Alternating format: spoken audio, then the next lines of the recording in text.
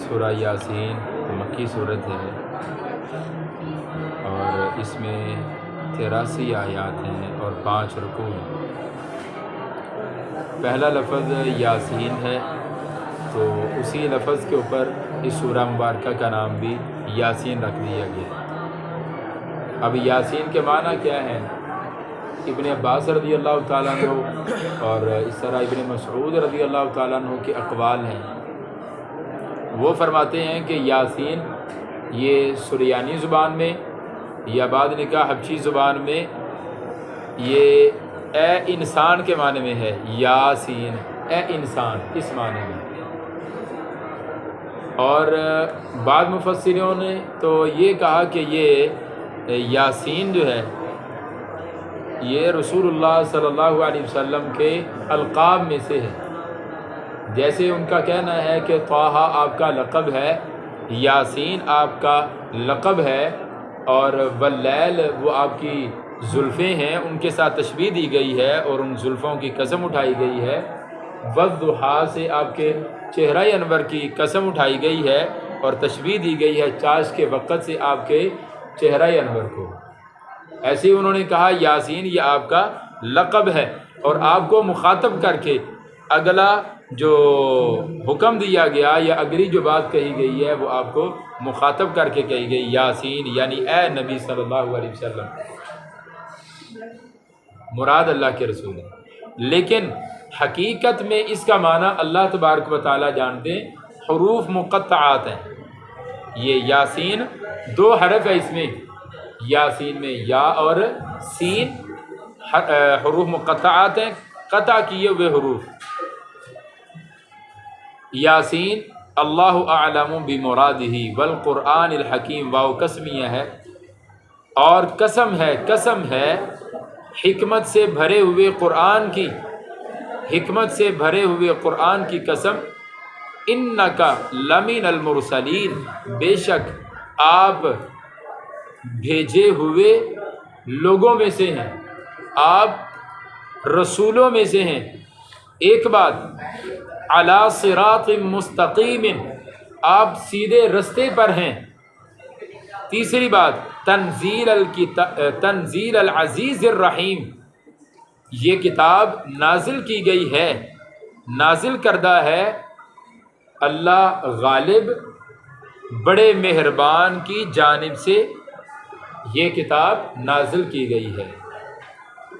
تو واؤ کے ساتھ جو قسم اٹھائی ہے نا، حکمت سے بھرے ہوئے قرآن کی قسم اٹھا کے 3 باتیں ارشاد فرمائی ہیں۔ پہلی بات انکا لمن المرسلین، کہ اس بات میں کوئی شک نہیں کہ آپ رسول ہیں۔ دوسری بات آپ رسول ہونے کے ساتھ ساتھ صراط مستقیم پہ ہیں، اس بات میں بھی کوئی شک نہیں۔ اور تیسری بات اس کتاب کے بارے میں کہ یہ کتاب اللہ کی جانب سے نازل کی گئی ہے۔ ان 3 باتوں پہ قسم اٹھائی ہے، کس کی؟ قرآن حکیم کی قسم اٹھائی ہے۔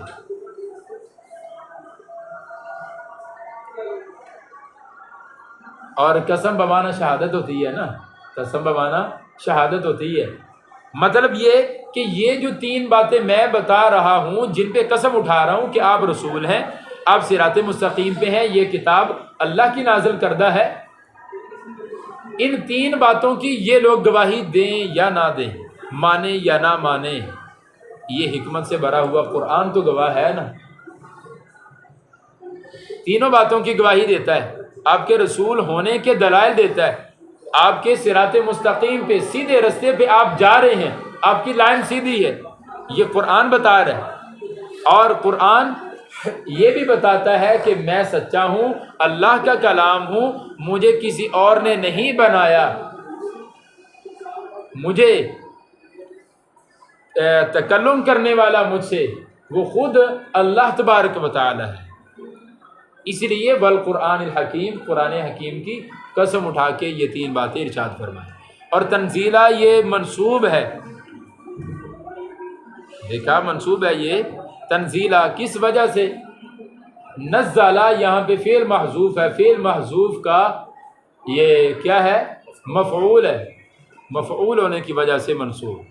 لتنذرا، تاکہ آپ ڈرائیں، قوما، آپ کو رسول بنایا، صراط مستقیم پہ چلایا، پھر آپ کو ساتھ میں کتاب دے دی، کس لیے؟ مقصد ہے لتنذر قوما، تاکہ آپ ڈرائیں قوما، ایسی قوم کو، ما انذر آباؤہم، نہیں ڈرائے گے ان کے آباء و اجداد، فہم غافلون، پس وہ غفلوں میں سے ہیں، غفلت میں ہیں، لقد حق القول، تحقیق حق ہو گیا ہے، القول قول، بات حق ہو گئی ہے، علی اکثرہم، ان کے اکثر لوگوں پر، فہم لا یؤمنون، پس وہ ایمان نہیں لائیں گے۔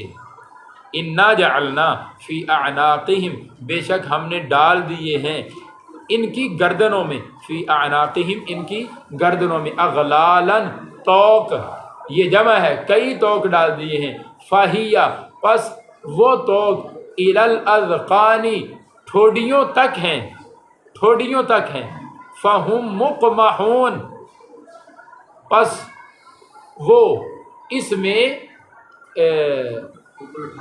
اوپر، سر اوپر اٹھائے ہوئے ہیں، فہم مقمحون، پس وہ اس میں سر اوپر اٹھائے ہوئے ہیں، سروں کو اوپر اٹھائے ہوئے۔ تو کیا چیز ہوتی ہے؟ پہلی بات تو یہ ہے، سب سے پہلی بات کہ پیچھے ذکر کن کا ہوا؟ لا یؤمنون کا، کہ جو لوگ ایمان نہیں لائیں گے۔ پھر کہا انا جعلنا، ایمان نہیں لاتے، آگے تشبیہ دی ہے اگلے جملے میں، ان ایمان نہ لانے والوں کو تشبیہ دی، کیسے؟ فرمایا کہ گلے میں ڈالنے والا ایک توق ہوتا ہے، لوہے وغیرہ کا کڑا ہوتا ہے جو گلے میں ڈال دیتے ہیں، ہم نے ان کے گلے میں اتنا بڑا توق ڈال دیا ہے، اتنا بڑا توق ڈال دیا ہے کہ ایسے سر اوپر کو اٹھے ہوئے ہیں۔ سمجھ آئی؟ فہم مقمحون کے لفظ نے کیا بتایا؟ سر ایسے اوپر اٹھے ہوئے ہیں ان کے، ایسا بڑا گردن میں توق ڈالا ہوئے۔ ہم پنجابی میں اسی بات کو کیا کہتے ہیں؟ ہم کہتے ہیں اندی تو سریا ہے، سریا، سریا، یعنی تکبر سے ہم کیا کرتے ہیں؟ کنایا کرتے ہیں تکبر سے۔ جب کسی کا تکبر بیان کرنا ہو، بڑا پن بیان کرنا ہو کہ یہ اپنے آپ کو بڑی چیز سمجھتا ہے، کوئی 30 مار خان سمجھتا ہے، تو ہم تشبیہ کیا دیتے ہیں؟ ہم کہتے ہیں اس کی گردن میں سریا ہے، تکبر سے ہم کنایا کرتے۔ تو یہ تشبیہ دی ہے توق کے ساتھ، اسی انداز میں کہ یہ متکبر لوگ ہیں۔ تو بعض تو ہمارے یہاں سریے کے ساتھ تشبیہ دیتے ہیں، اور بعض کیا دیتے ہیں؟ نہیں سریا نہیں ہے، گاڈر ہے، گاڈر ہے، گاڈر ہے اس کی گردن میں۔ اب پوری تشبیہ ابھی بیان نہیں ہوئی، پوری نہیں بیان ہوئی۔ ایک تو ان کا تکبر کس تشبیہ کے ساتھ بیان کیا؟ توق ہے ان کی گردنوں میں، ایسے۔ اس نے ابو جہل نے بھی کہا نا مرتے وقت، ذرا تھوڑی سی نا نیچے کر کے، نیچے سے گردن کاٹنا، یہاں سے، یعنی عین نیچے سے کندھوں کے پاس سے اتارے گا نا، تو جب سر رکھے جائیں گے، ایسے کھوپڑیاں سجائی جائیں گی، تو میری کھوپڑی سب سے اونچی نظر آئے گی۔ تو اللہ نے سچ کہا کہ نہیں؟ نظر آئے گا، ہاں جی، اللہ نے سچ فرمایا کہ ان کی گردنوں میں کیا ہے؟ توق ڈالے ہوئے ہیں، اتنے بڑے یہ متکبر ہیں۔ وجعلنا، یہ تشبیہ پوری نہیں ہوئی، آگے بڑھیں۔ وجعلنا، اور ہم نے بنایا، من بین ایدیہم، ان کے آگے، سدن، ایک دیوار، ومن خلفہم، اور ان کے پیچھے، سدن، ایک دیوار، گردنوں میں توق ڈالے ہوئے، سر ایسے اوپر کو اٹھے ہوئے، ایک دیوار آگے، ایک دیوار پیچھے۔ فاغشیناہم، پھر ہم نے اوپر سے ڈھانپ دیا ان کو، فاغشینا، پھر ہم نے اوپر سے ڈھانپ دیا ان کو، فہم لا یبصرون، یہ دیکھ نہیں رہے۔ کیا مطلب؟ مطلب یہ کہ پوری طرح سے ان کی جو حالت ہے نا، وہ اللہ کے اس یہ آیات کے ان جملوں نے وہ وعدے کر دیے کہ گردنوں میں ان کے یہ تکبر کے توق ڈالے ہوئے ہیں، آگے پیچھے ان کے دیواریں ہیں، اوپر سے پردے ہیں، نہ آگے سے روشنی آ سکتی ہے، نہ پیچھے سے آ سکتی ہے، نہ کوئی اوپر سے ان کو بتا سکتا ہے، ہر طرف سے گمراہی میں گھرے ہوئے ہیں، کفر میں لپٹے ہوئے ہیں، لت پت ہیں، یہ بتلایا اس آیت میں۔ وَسَوَاءٌ، برابر ہے علیہم ان پر انذرتہم آپ ڈرائیں ان کو ام لم تنذرہم یا آپ نہ ڈرائیں ان کو لا یؤمنون ایمان نہیں لائیں گے. کیوں دوسری جگہ بیان کر دیا نا ختم اللہ علی قلوبہم, یہی جملہ بعینہ سورہ بقرہ کے شروع میں بھی ایسے ہی ہے, ختم اللہ وہاں بیان کر دیا. مطلب یہ کہ ان لوگوں نے کفر کے اندر اپنے آپ کو اتنا آگے کر لیا, اتنا آگے بڑھ چکے ہیں, کبھی ان کی امید ہی نہیں ہو سکتی, امید ہو ہی نہیں سکتی. جیسے ایک موذی مرد لگ جاتا ہے نا, کسی کو کینسر لگ جاتا ہے تو کہتے ہیں اب تو آخری سٹیج ہے بھائی, پھر تو دن بھی بتا دیتے ہیں ڈاکٹر, اتنے دن اتنے مہینے رہ گئے. وہ تو اللہ قدیر علیم ہے, اس کو سب کچھ پہلے سے پتہ ہے. تو اگر اس نے کہہ دیا ختم اللہ میں نے مہر لگا دی ہے تو سوال اٹھاتے ہیں کہ یہ تو اللہ نے کر دیا مہر لگائی. نہیں بھائی, وہ آخری سٹیج پہ پہنچے ہوئے تھے کفر کی, پھر اللہ نے ڈاکٹر بھی تو آخری ڈیٹ دے دیتا ہے, آخری 2-3 دن ہے خدمت کر لو کہتا ہے.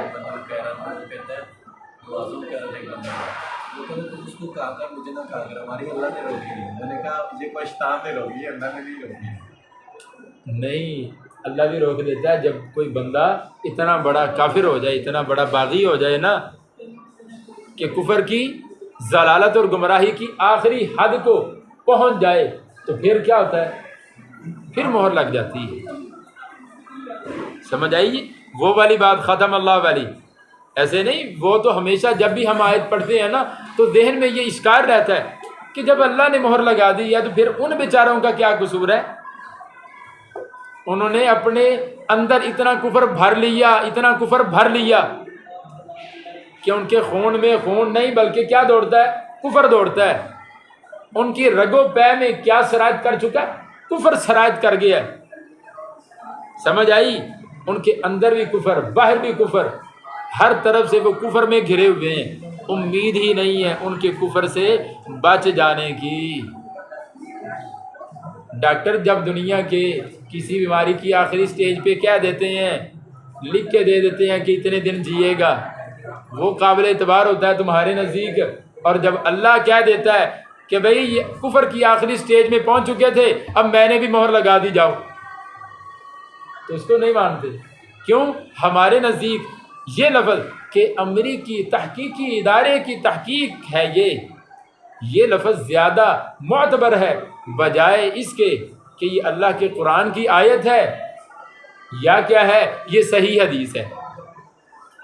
ہمیں زیادہ یقین کس پہ آتا ہے, امریکی ادارے کی تحقیق ہے, اس لفظ پہ زیادہ یقین ہوتا ہے. صحیح حدیث یہ لفظ ہمیں یہ کشش نہیں کرتا, یہ لفظ ہمیں نہیں کھینچتا, توجہ ہی نہیں ہوتی اس لفظ کی طرف.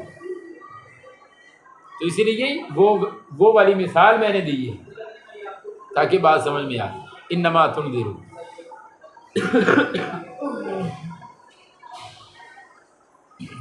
انما تنذر بے شک آپ ڈراتے ہیں من اس کو اتبع الذکر جو پیروی کرے نصیحت کی, وخشی الرحمن اور وہ ڈرے رحمان سے بالغیب بن دیکھے, فبشرہ پس آپ خوشخبری دیں اس بندے کو. کون؟ جو نصیحت کی پیروی کرتا ہے اور رحمان کو بن دیکھے ڈرتا ہے, اس کو خوشخبری دیں بمغفرات بخشش کی, واجر کریم اور ایک اچھے اجر کی. انا نحن نحیی الموتى بے شک ہم ہی زندہ کریں گے الموتى مردوں کو, ونکتب اور ہم لکھتے ہیں ما قدموا جو انہوں نے آگے بھیجا. کیا آگے بھیجا؟ جب بھی قدمت آتا ہے نا, قدمت آتا ہے تو مراد کیا ہوتا ہے اس سے, اچھے یا برے اعمال جو بھی آگے بھیجے ہیں وہ مراد ہوتے ہیں.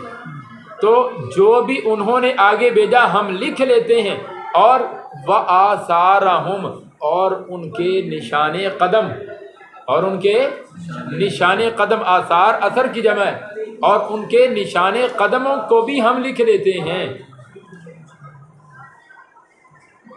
ابو سعید خدری رضی اللہ تعالیٰ عنہ کی صحیح روایت ہے ترمذی میں کہ انہوں نے فرمایا بنو سلمہ جو مدینہ کے عوالی میں رہتے تھے, ان کو پتہ چلا کہ مسجد نبوی کے پاس چند پلاٹ خالی ہیں، ہمیں دور سے آنا پڑتا ہے، تو لہذا انہوں نے رسول اللہ صلی اللہ علیہ وسلم کے پاس درخواست کی کہ یا رسول اللہ ہمیں اجازت دیں کہ ہم وہاں سے جگہ چھوڑ کے اپنا محلہ یہاں پہ اپنی بستی آباد کر لیں، یہیں پہ مسجد کے قریب آ جائیں گے تو مسجد میں آنے کے لیے آسانی ہو جائے گی۔ تو رسول اللہ صلی اللہ علیہ وسلم نے یہ آیات تلاوت فرمائی۔ یہ آیات اس موقع پہ نازل ہوئی ہیں۔ ابو سعید خدری نے بیان فرمایا کہ ہم کیا کرتے ہیں، جو لوگوں نے آگے بھیجا ہوتا ہے وہ بھی تحریر کرتے ہیں، ہم اس کا ریکارڈ رکھتے ہیں، لکھا جاتا ہے، باقاعدہ محفوظ کیا جاتا ہے ڈیٹا۔ اور دوسرا وآثارہم، ان کے نشانات قدم، جہاں سے وہ چل کے آئے، جتنا چل کے آئے، ایک ایک قدم کے بدلے ہم کیا لکھتے ہیں؟ اجر و ثواب لکھتے ہیں۔ صحیح حدیث میں ہے نا اجر و ثواب، جتنے قدم انسان مسجد کی طرف چل کے آتا ہے اللہ وہ لکھتے ہیں۔ وَكُلَّ شَيْءٍ، اور ہر ایک چیز کو احصیناہ، ہم نے شمار کر لیا ہے، محفوظ کر لیا ہے، فی امام مبین، ایک واضح کتاب میں۔ امام یہاں کتاب مراد ہے، یہاں پہ ایک واضح کتاب میں ہم نے اس کو تحریر کر لی ہے۔ کل شیء یہ منصوب کیوں ہے؟ جی مولانا، کل شیء آپ نے پڑھا ہوگا علم نحو میں، اضمار علی شرط تفسیر پڑھا ہے؟ اضمار علی شرط تفسیر، یا آپ وہ پڑھتے ہیں اس کو دوسرے لفظوں میں پڑھا ما اضمر عاملہ علی شریط تفسیر، دونوں اس کے نام ہیں۔ جی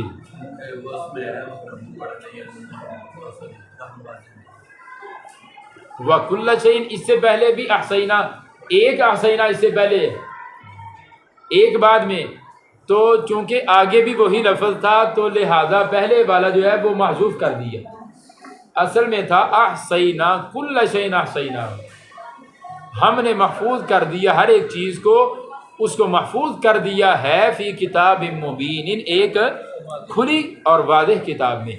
وَاضْرِبْ، بیان کیجئے، لہم ان کے لیے، مثلا ایک مثال، اصحاب القریۃ، ایک بستی والوں کی، اذ جاءہا المرسلون، جب ان کے پاس آئے تھے رسول، یعنی ان مکے والوں کو آپ بیان کریں۔ ایک بستی کی مثال، جیسے یہ مکہ بستی ہے، اسی طرح ایک بستی کے اندر رسول آئے تھے، اذ ارسلنا، جب ہم نے بھیجے، الیہم ان کی طرف، اثنین، دو رسول، فکذبوہما، تو ان لوگوں نے جھٹلا دیا ان دونوں کو، فعززنا، پھر ہم نے اس کو تقویت دی، بثالث، تیسرے رسول کے ساتھ، فقالو، ان تینوں نے کہا، انا، بے شک ہم، الیکم، تمہاری طرف، مرسلون، بھیجے ہوئے ہیں۔ قالو، قوم نے جواب دیا، ما انتم الا بشر مثلنا، تمہارے اندر کیا خوبی ہے کہ تم رسول بنائے گئے ہو؟ ما انتم، نہیں ہو تم، الا مگر بشر مثلنا، ہمارے جیسے بشر، ہمارے جیسے انسان، وما انزل الرحمن، اور دوسری بات نہیں نازل کیا رحمان نے، من شیء، کچھ بھی، ان انتم، نہیں ہو تم، الا تکذبون، مگر تم جھوٹ بولتے ہو۔ یہ کس بستی کا ذکر کیا جا رہا ہے؟ مفسرین نے اس کے بارے میں لکھا ہے، مختلف آراء ہیں۔ اکثر نے یہ کہا کہ روم، آپ نے شہر سنا ہوگا نا، روم، کون سا روم؟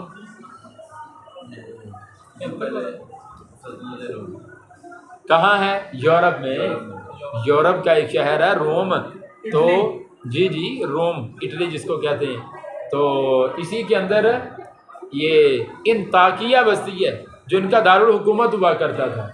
مفسرین نے لکھا ہے کہ انطاکیہ کی بستی میں حضرت عیسیٰ علیہ السلام نے یہ اپنے رسول بھیجے تھے اپنی جانب سے، یا رسول تھے یا یہ حواری تھے، یا یہ کہا جاتا ہے اس سے پہلے تھے، اس بستی کی طرف بھیجے گئے۔ بہرحال یہ سارے اٹکل پچو ہیں یا اسرائیلی روایات ہیں، قرآن مجید کے اندر یا کسی واضح حدیث کے اندر کہیں ان آیات کی وضاحت میں یہ نہیں بتایا گیا کہ یہ جو 3 رسول بھیجے گئے تھے یہ کون سی بستی میں بھیجے گئے تھے۔ اصل مقصود وہ بغیر بستی کی تعیین کے بھی ظاہر ہو رہا ہے۔ اصل مقصود ہے اس بستی مکہ کو اور اس کے رہنے والوں کو نصیحت کرنا ہے کہ ایک بستی اور بھی تھی جہاں ہم نے رسول بھیجے تھے، رسولوں نے یہ دعوت دی اور ان لوگوں نے ایسے انکار کیا۔ قالو، رسولوں نے کہا ربنا، ہمارا رب یعلم، جانتا ہے، انا الیکم لمرسلون، کہ بے شک ہم رسول ہیں تمہاری طرف، تاکید کے ساتھ کہا ہم ہی رسول ہیں تمہاری طرف، وما علینا، اور نہیں ہے ہمارے ذمہ الا البلاغ المبین، مگر واضح طور پہ پہنچا دینا۔ تو قوم نے جواب دیا انا، قالو، انہوں نے کہا انا، بے شک ہم، تطیرنا، ہمیں نحوست، ہم نے منحوس سمجھا ہے، تطیرنا، ہم نے منحوس سمجھا ہے، بکم، تمہیں، لئن لم تنتہو، اگر تم باز نہ آئے، بلا شبہ اگر تم باز نہ آئے، لنرجمنکم، تاکید کے ساتھ ہے، دو تاکیدیں، لنرجمنکم، البتہ ضرور ضرور ہم رجم کر دیں گے تمہیں، ولا یمسنکم، البتہ ضرور تمہیں پہنچے گا، منا، ہماری جانب سے، عذاب علیم، دردناک سزا اور عذاب۔ قالو، تو پیغمبروں نے جواب دیا طائرکم، تمہاری نحوست، معکم، تمہارے ساتھ